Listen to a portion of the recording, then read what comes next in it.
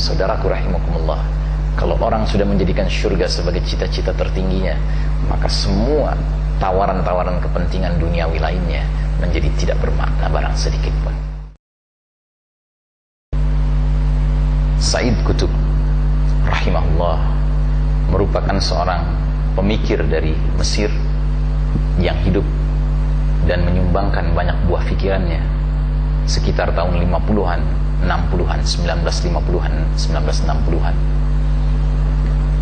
Beliau wafat di tiang gantungan penguasa zalim Mesir pada masa itu, yaitu Gamal Abdel Nasir. Said Qutb rahimahullah sering dijuluki sebagai seorang yang syahid dikarenakan hingga akhir hayatnya beliau dengan teguh berpendirian menyebarluaskan ajaran akidah la ilaha illallah. Saudara sekalian rahimakumullah, buku beliau yang sangat menggoncangkan dunia adalah sebuah kutaib, sebuah kitab yang kecil dengan nama Ma'alim fit Tariq, petunjuk jalan.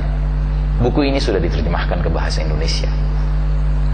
Dalam kesempatan kita kali ini, kami ingin mengangkat perhatian kita bersama akan bab kedua dari buku tersebut yang berjudul Tabi'atul Manhaj Al-Qur'ani, metode, wujud metode Qur'ani. Di dalam bab ini ada sebuah logika yang menarik sekali yang dilontarkan oleh penulis, di mana beliau intinya ingin mengingatkan kita bersama bahwasanya dakwah yang dijalankan Nabi Muhammad SAW dan para sahabat radhiyallahu anhum ajmain sejak awal adalah dakwah yang memfokuskan diri kepada Al-Quran Al-Makki, Quran atau ayat-ayat Quran yang diturunkan di Mekah.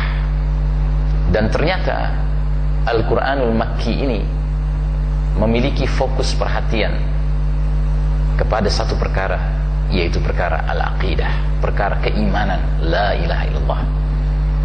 Dan dia bercabang menjadi dua pembahasan, yaitu pembahasan akidah dalam konteks al-ubudiyah, penghambaan manusia kepada Allah Ta'ala, dan yang kedua al-aqidah dalam konteks al-uluhiyah, ketuhanan Allah Subhanahu Wa Ta'ala. Nah, jadi menurut Said Qutb di dalam bab kedua kitab petunjuk jalan ini, bila mana kita ingin mewujudkan tegaknya kembali al-Islam dalam wujud sebuah al-mujtama al-muslim, sebuah masyarakat Islam dengan segenap aturan kehidupannya yang lengkap, sehingga terwujudlah sebuah daulah Islamiyah, sebuah tatanan kehidupan Islam yang lengkap, negara Islam lah sebut saja, maka jalannya harus diawali dengan bina'ul aqidah, pembangunan akidah, terutama pembangunan akidah untuk menyadarkan umat manusia akan hakikat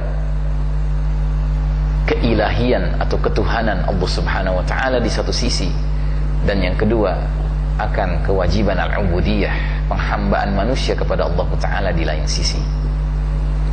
Nah, jadi di dalam melihat permasalahan masyarakat, kita tidak bisa melihatnya dengan cara yang tidak sesuai dengan metode Al-Quran.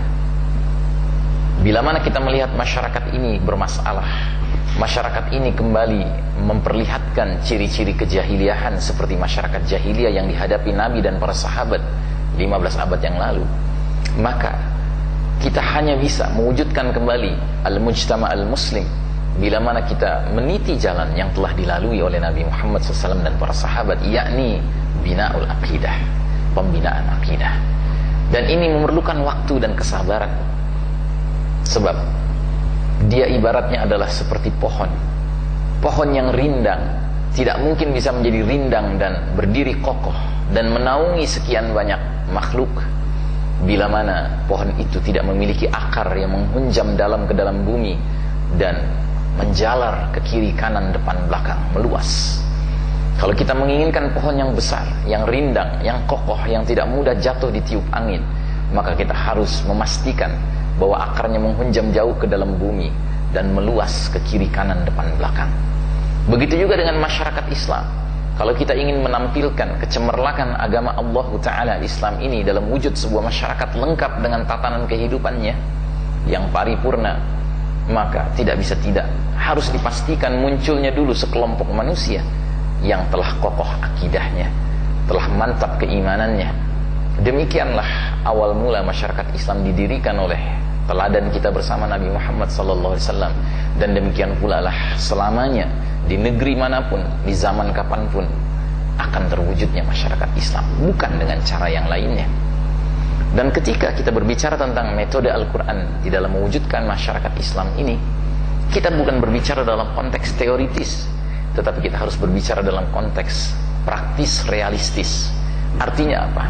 Artinya pembinaan akidah ini haruslah menjadi sebuah pembinaan di mana orang-orang yang mengalami proses pembinaan itu secara langsung berinteraksi dengan realitas masyarakat jahiliyahnya untuk menampilkan akidah barunya ini, akidah la ilaha illallahnya ini.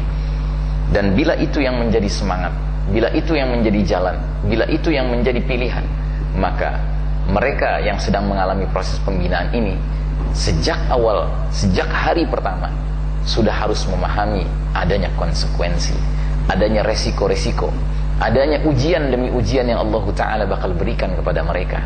Tetapi bila mana mereka ingin mewujudkan masyarakat Islam, tetapi dari hari pertama mereka mengelak untuk menghadapi berbagai ujian, cobaan, tantangan, rintangan, maka sesungguhnya itu bukanlah jalan Nabi Muhammad SAW dan bukanlah jalan para sahabat radhiyallahu anhum ajma'in. Nah, maka saudaraku rahimakumullah, bila kita sudah memahami metode Al-Quran dalam mewujudkan masyarakat seperti ini, maka orang-orang yang committed, orang-orang yang menyatakan loyalitasnya kepada aktivitas dakwah Islamiyah akan senantiasa menempuh jalan ini dengan penuh kesabaran. Mereka tidak akan melarak melirik ke jalan-jalan pilihan lainnya. Kenapa? Karena mereka tahu itu bukan jalannya. Bahkan Nabi Muhammad SAW sempat ditawari oleh para penguasa, para pemimpin musyrikin untuk memilih jalan yang lain, di mana mereka kemudian datang kepada Nabi dan menawarkan, ya Muhammad, bila engkau dan para pengikutmu tidak mau berhenti berdakwah juga, sudahlah, bagaimana kalau kami tawarkan kunci Ka'bah bagi engkau. Saudaraku, kunci Ka'bah, apa itu maknanya? Kunci Ka'bah maknanya adalah orang yang memegangnya adalah penguasa tertinggi di kota Mekah.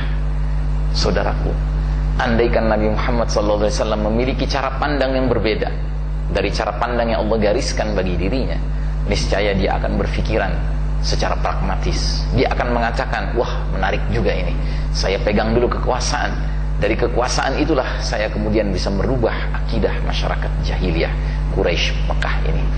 Tapi saudaraku, itu bukan jalan yang dia tempuh. Kenapa? Karena Allah Ta'ala tidak menghendaki bahwasanya manusia akhirnya menerima akidah la ilaha illallah, akidah tauhid ini dengan embel-embel. Ada jabatan orang yang menawarkannya, ada jabatan orang yang mengajak mereka kepadanya. Tetapi bila mana yang mengajaknya tidak memiliki embel-embel apapun, maka orang-orang yang mengikutinya adalah orang-orang yang penuh keikhlasan, orang-orang yang tidak lagi bisa diiming-imingi dengan kepentingan-kepentingan dunia.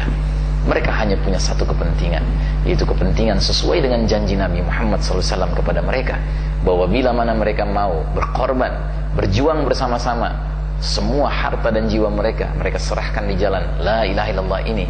Kata Nabi SAW, mau'idukumul jannah, janji bagi kalian adalah syurga.